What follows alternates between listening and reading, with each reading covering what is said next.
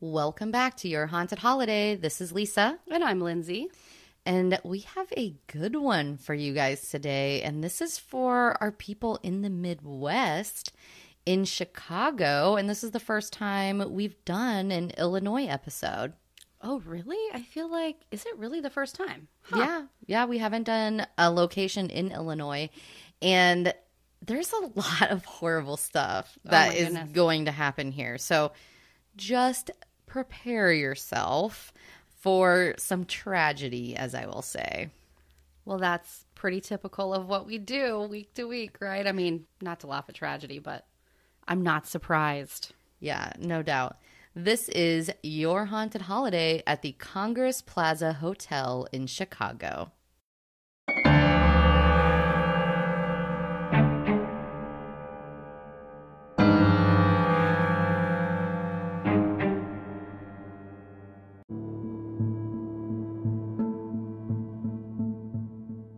So the Congress Plaza Hotel, Lindsay, is a very old hotel in Chicago. It was built all the way back in 1893, and it was built specifically for the World's Fair that was happening there. And there was all these people that were going to Chicago from all over the world to visit the city. And, you know, it was really a nice hotel back then. And I would say it's still a nice hotel. We'll get into that a little bit. But, you know, they actually called it the home of presidents. 8 different presidents went there, stayed there, or even sometimes used it as like their campaign headquarters.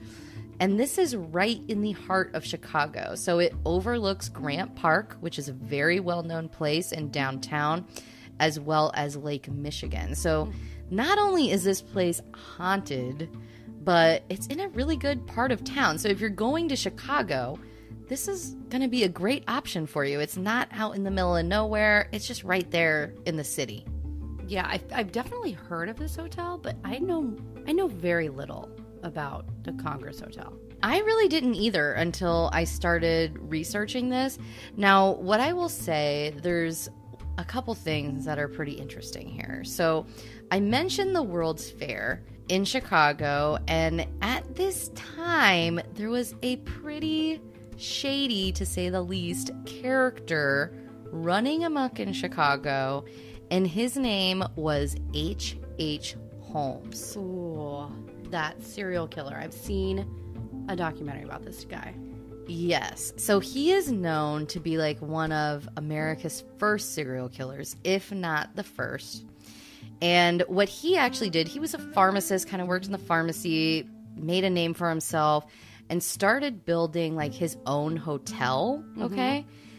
This is later coined as his murder castle, which is like the 2 scariest words ever put together, I think, in a sentence. I don't know about that, but...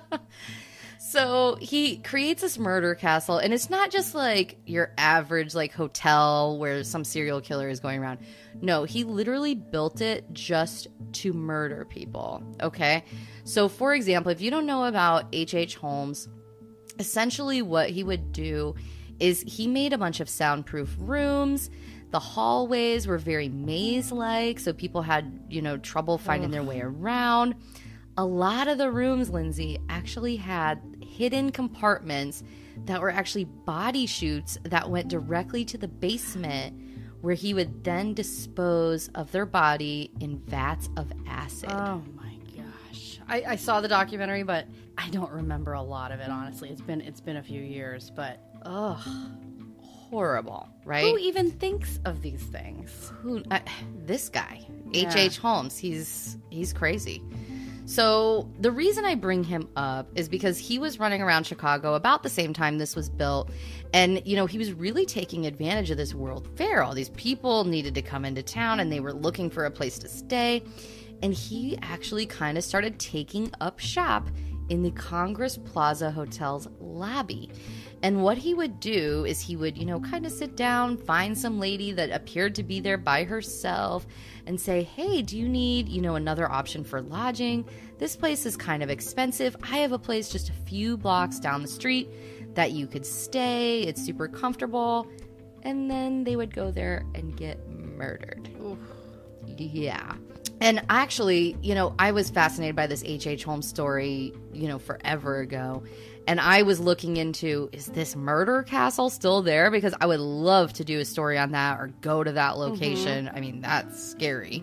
It is not still there. But of course the location is, and I think they say that may still be haunted. It might be difficult for us to recommend that you guys go stay at the murder castle. No doubt. But maybe a tour. But yes. It's gone. Okay. So some other, ominous residents over the course of its history also took up residence at this hotel. And it is said that Al Capone and his team did a lot of work in the hotel. They did a lot of business there. There's speculation online that says that Al Capone even owned the hotel at one point. There is no way to validate that. There's no record of it. I personally really question it. There's also a rumor that he had a suite on the 8th floor that he stayed at on a regular basis. Again, there's actually not even any evidence that he's even stayed under his own name at the hotel.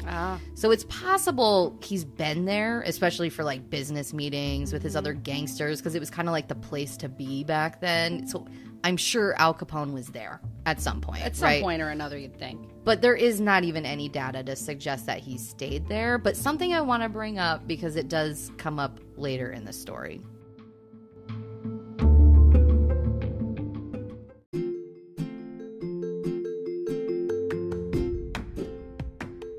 All right, listeners, we have another podcast that we came across that we want to recommend. And you can join Brooke and Holly every week on their show called Curly Conspiracies. So these are two ladies that have curly hair and they're super into conspiracies. So we're going to play their trailer for you. If you're into conspiracies like us, definitely go check out their show.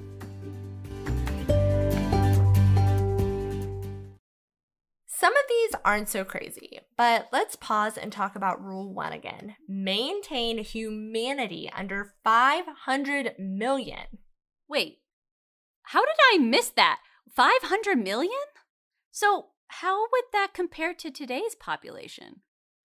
Okay, so that means that about 85% of our population has to go. Y'all, 85%, that's terrifying. And this thing is supposed to withstand catastrophic events?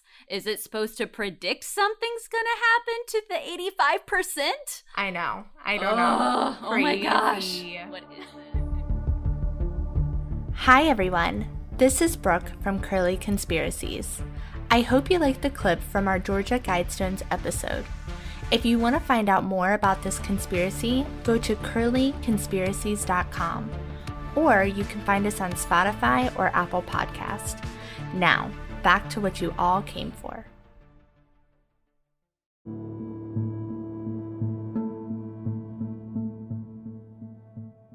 So let's get into the ghost stories because there is quite a few.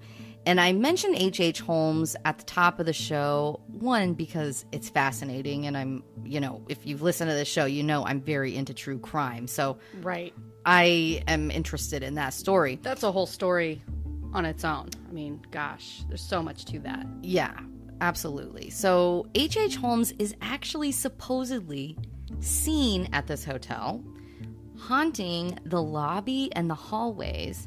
And when he's seen, they say that he's actually approaching women and talking to them. So very vivid Alive figure. women. Yeah, approaching alive women and asking them, hey, do you need a different lodging option? People say that they've run into H.H. Holmes, which I question that a little bit. However, That's vivid. Right, and his murder castle was super close. So I just can't get over it. I know. But as a ghost, I would imagine that you're not necessarily confined especially because his murder castle was torn down. Right. Right? He could be wandering the streets Still in the on the vicinity. hunt. Still on the hunt. Okay, so ladies, I think H.H. Holmes had black curly hair, mustache, maybe sometimes wore a hat. Yeah, he wore a bowler cap quite a bit. Steer clear. If you see this man, Don't go with him to the murder castle. Honestly, if I were to see H.H. Holmes in the lobby of this hotel, I would totally try to have a conversation. Yes, Well, I because mean, he's you're not safe. It's a real. ghost. It's a ghost. I would want that interaction. Oh, I'm totally with you. I'm just saying don't go with the guy. Yeah, of course. I mean, the next really famous figure is Al Capone. They claim to be haunting this location. This is one that I also really question because, as I mentioned, a lot of people say he has these like really deep ties there. He may have owned it. There's really no record of that. And apparently Al Capone is said to be haunting a couple other locations. right. Which is kind of interesting, though, if you think about it, right? That could one spirit be haunting multiple locations at once? Huh. Or maybe traveling between. Right, like we talked about at the Wolf Creek Inn. Yeah. Could he be traveling? Or could some of it be residual and it's left such an impression on the location that maybe residual haunts by specific people could be at different locations? I have no idea. It's not even something I've ever considered until just this moment. Yeah, I'm not sure either. Or it could be a ghost that just looks a little like Al Capone because there was a lot of gangsters that did business in that hotel. So really what is seen, they think it might be Al Capone, and mainly in the bar as well as the lounge and the lobby area. But they see a mobster in his like iconic 20s mobster suit. But they can also hear like wingtip shoes clicking down the halls. And so they assume sometimes, I think, oh, that must be Al Capone, because that's like kind of cool that Al Capone Right. would be haunting it. But, you know. I mean, at the end of the day, Al Capone is so notorious, right? So the odds of him actually haunting multiple locations, I think, is very slim. Although you could theorize so many different things like we just were. I think highly unlikely he's haunting multiple locations. Whether it's this one or not, I don't know. But he's notorious, so it's easy to throw his name out there. Yeah. So let's get into some of the other hauntings. And there's a couple locations that were our banquet halls in the hotel. And like I said, this was really a fancy place. It's still kind of fancy. And, you know, so they were known for these grand banquet halls that they had. Now, one of the rooms is called the Florentine Room. And in this room, there's apparently a woman that will whisper in your ear sometimes. A lot of people experience that. They'll also hear piano music playing from the piano when nobody's there, as well as guests have seen furniture move right in front of their face. But also, security will like lock up, and then they'll come back in the next day and furniture's been moved all around, which they say is impossible because they've locked the doors. So there wasn't any way anybody could get in there. These are all things that are semi-typical for old haunted hotels. Yep. The next room I want to get into is what is called the Gold Room. So there's a little bit more activity here. Again, it's used for banquets, bridal showers, bridesmaids party, you know, wedding banquets kind of thing.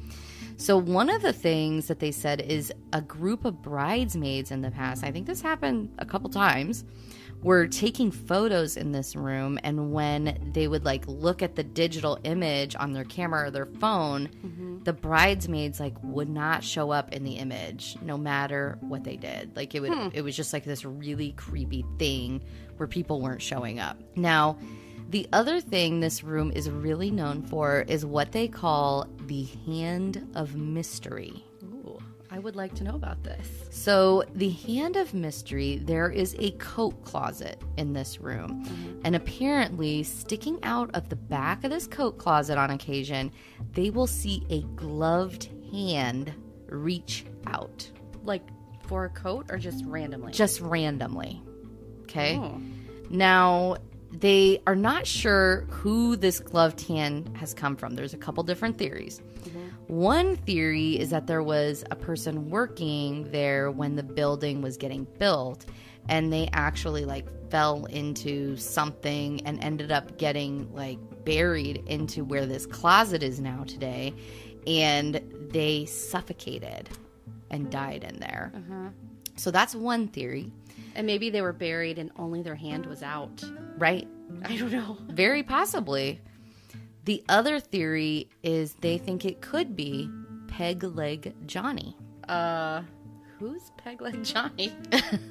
So there's a couple different theories on who Peg Leg Johnny might be, and he is a very popular ghost here. Like, this is one of the more active ghosts that they talk about.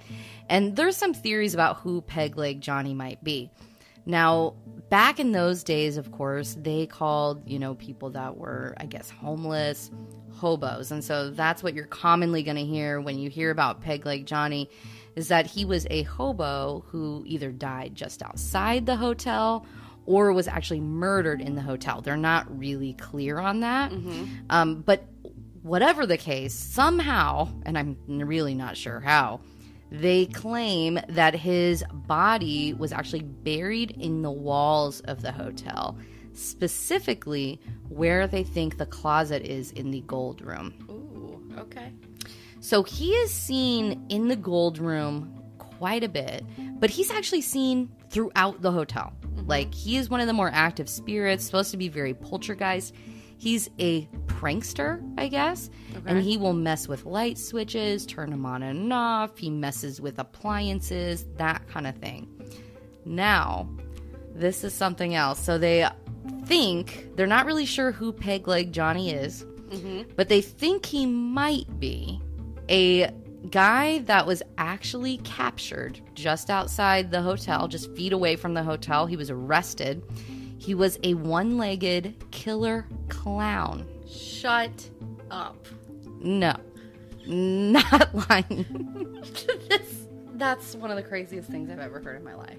Yeah, so I'm really skeptical on this. So I had read this somewhere that the theory is it could be this one-legged killer clown whose name was Conway, who was arrested just outside. Apparently, he kind of strangled women. That was his MO. Really bad guy, and killer clown is also very scary. You're saying Peg Leg Johnny was also a killer clown, they think? They think maybe. They don't know. This is speculation because it's really a coincidence that there is this guy that haunts the hotel that is peg-legged.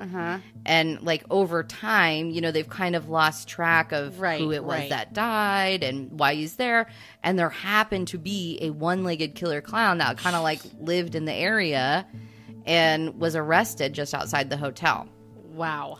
So I'm skeptical of this, though. I'm throwing it out there because I find it interesting. I want this to be I want this to be real. I mean, it's almost like too crazy to be true, but wow. Here's why I don't think it's real, okay? Because I looked into this Conway killer clown guy, okay? And this was in the early 1900s, and he actually got captured. He got arrested just outside the Congress Plaza Hotel, and then he escaped. Oh. So he escaped prison, never to be found again. What? They have no idea where he died. Like, maybe it was the Congress Plaza Hotel, but they honestly don't know. Like, he was one of those fugitives that actually, like, wrote it out. Wow. So there needs to be a whole show on, like, a whole documentary on this killer clown guy. This sounds like I need to know more. Yes. All you have to look up is one-legged killer clown Conway, and Really? you will find the whole story. Is there a lot of info out there? There's quite a bit. Yeah, I was okay. surprised. The other place in the hotel that is interesting, so a place you can't really get into because apparently it is like so horrible and haunted that they decided not to let people stay in this room anymore. Really? Okay. They call it the Forbidden Room. That is what legend calls this. It's on the 12th floor. We don't know what happened there to make it haunted. Here's what I'm going to say, though. Researching this place, there is a lot of claims of things like suicide, murder, not necessarily with names tied to them. Sometimes there is, but there's honestly too many to, like, get into, right? And a lot of this could be legend, and, I don't know. I mean, I'm going to give you a very specific story here in a minute that we do know is true. But, it could be any number of things. One thing that I also read that might have happened is apparently there was an exorcism in one of the rooms in the hotel, but they don't even know which room it is. Oh, my gosh. Right? So we don't know what happened in the Forbidden Room on the 12th floor. But what we do know, it was just too horrible for guests to stay in. And they have now sealed that room from the inside. So when you're walking along the 12th floor, you're going to see all these normal rooms with the normal like key card. This room does not have a key card panel. It is just simply like a flat brass front thing that you cannot open. There is no doorknob, nothing in order to get inside this room. Apparently you can hear noises from within the room. If you're on the 12th floor and you're listening in, you can hear like knocking and stuff like that potentially going on. But you cannot stay there. Now, another one of the theories that they think might have caused this, and this story I'm pretty sure is true. And it's pretty sad, really. So there was an immigrant mother, Adele Langer, and she came to America with her 2 sons. And she came from Europe, and it said potentially she was even fleeing like the Nazis and that kind of thing.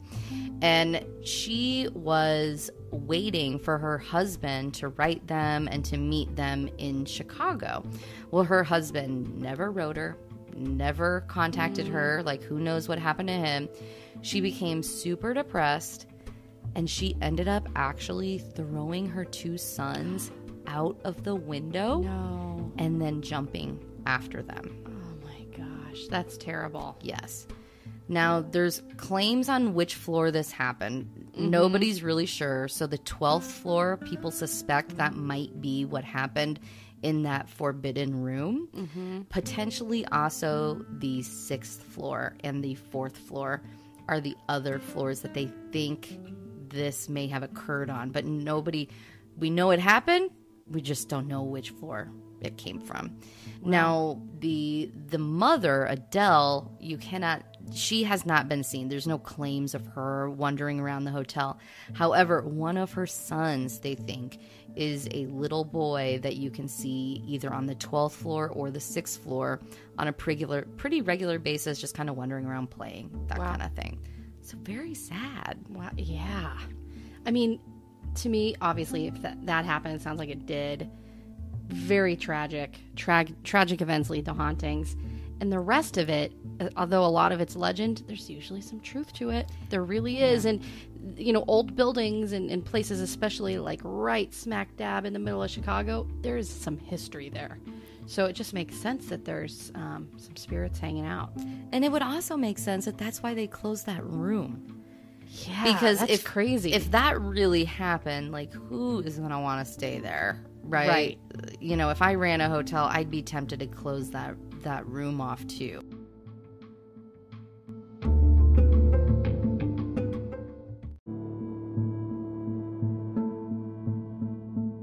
So before we get into the hotel review, there is one room in particular that is supposed to be the most haunted room in the hotel that you can actually book.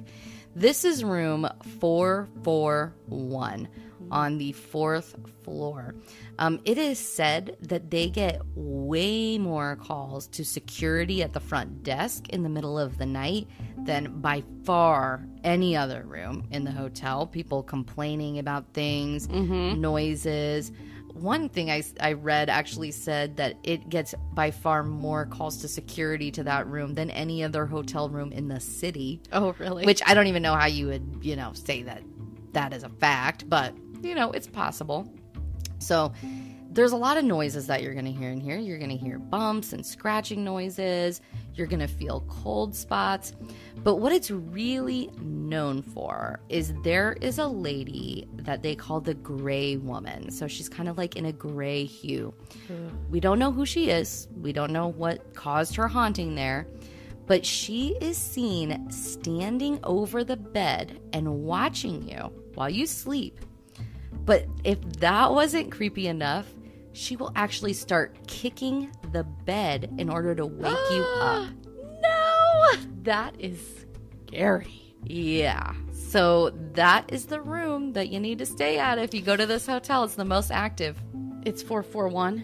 441. Okay. I mean, I would be very scared. I don't think I'd get much sleep in that room, but you got to book it. Yes. Although I will say, like I said, there is a lot of stories around this place. I mean, I was reading a TripAdvisor review, which, by the way, was not the best review. We'll talk about it. But it was just one person's review, and they didn't even know that it was haunted when they stayed there. And they experienced, like, and they were not staying in room 441, as far as I know, but, like, they had, like, a moan that happened from under their bed. Like, they had weird stuff happen that they put in their TripAdvisor review that was, like, after the fact. You know, I realized it was haunted, and I was just kind of, like, laughing this stuff off. Like, what was that? That was weird, you know? Right. Well, that's awesome, because I think a lot of people go to these old, historic, cool hotels. They're nice hotels, you know, and they're big cities like this, like Chicago. They go stay at a nice hotel. It turns out it's haunted. They have no idea what they're getting themselves into. I mean, that's great. Yeah, exactly. Now, I will say, too, if for whatever reason you cannot get into room 441, it sounds like, based on pretty much everything I found, the South Tower is the most haunted. So there's 2 towers. There's the North Tower, and then there's the South Tower. Staying in the South Tower, there's a lot more activity, I guess, over there. So at least try to request a room there, and you'll probably have better luck. But yeah, that room 441 sounds pretty good. Now, let's talk about the hotel a little bit. Like I said, it is old. They have renovated it over the years. But it has 3 stars on TripAdvisor. So the reviews are a little bit mixed. And here's what I'll say. People either loved it or they hated it. And you know, the people that hated it were actually pretty few and far between. It was way more people that really liked the hotel, especially due to the location and stuff like that. But the people that didn't like it, they were nitpicky about stuff like, oh, there was chipped paint on the wall here. And, you know, so it was a little bit nitpicky, I found. It sounds like the lobby, for example, is like beautiful and gorgeous, just like it was, you know, back in the early 1900s. But then the rooms might need a little bit of updating, but they seem like they're clean. They're just not super fancy, I guess I would say. Right. Like it's a nice hotel, but not, it's no 5-star. Yeah, it's no 5-star hotel. But the prices are excellent. Okay. If you want to stay in downtown Chicago in a pretty nice hotel, this might actually be a great place. So listen to this. A standard queen room is about $79 a night. What? And maybe it's just pandemic pricing. I mean, that's entirely possible. Maybe. And it depends on the date and the time of year. Right. But, I mean, that's what I found. If I wanted to book it, it's only $79. Wow. And then it ranges from there. So, like, you could have different options, like a king or like a double. And that's going to be, like, up to $116 a night. And then they have some suites, a few options for that. And those are only, like, $233 to $296. So less than $300 for their suite options. Wow. Yeah. That's a good deal. That's totally affordable. Absolutely. So the reviews to me kind of made sense once I saw the price. Because I was like, the price is really affordable. Right. And yeah, it's not supposed to be... It's not really, really nice, but it's not run down. You know, like the beds are comfortable. Things look clean. That kind of thing. It could probably use a new coat of paint kind of thing. Got it. Okay. Exactly. So it looks pretty nice. It looks like a place I would be totally willing to stay at in Chicago. It looks like a nice part of town. It's in down... Like, at least it's accessible to everything. Right. Well, this sounds like a great place to stay. I, being from Omaha, I never really visited Chicago, but I always really wanted to go there and stay. I've driven through it. I've been to their airport, that kind of thing. But I would definitely book a room in the Congress Plaza Hotel. Yeah, absolutely. I would try to get 441, but I would not sleep. Yeah, we know you wouldn't. All right, guys. Thank you so much for listening to the show. If you enjoy it, please leave us a 5-star review and subscribe. It means a lot to us, and it's one way we can help get additional listeners. Also, go check out our website, yourhauntedholiday.com. You can reach out to us. We love getting emails from folks. We love getting ideas about different episodes and stories. Sometimes we could even read those out on the air. So check us out, yourhauntedholiday.com. Find us on Facebook, Twitter, YouTube, and Instagram. All right. Stay safe and healthy, everybody.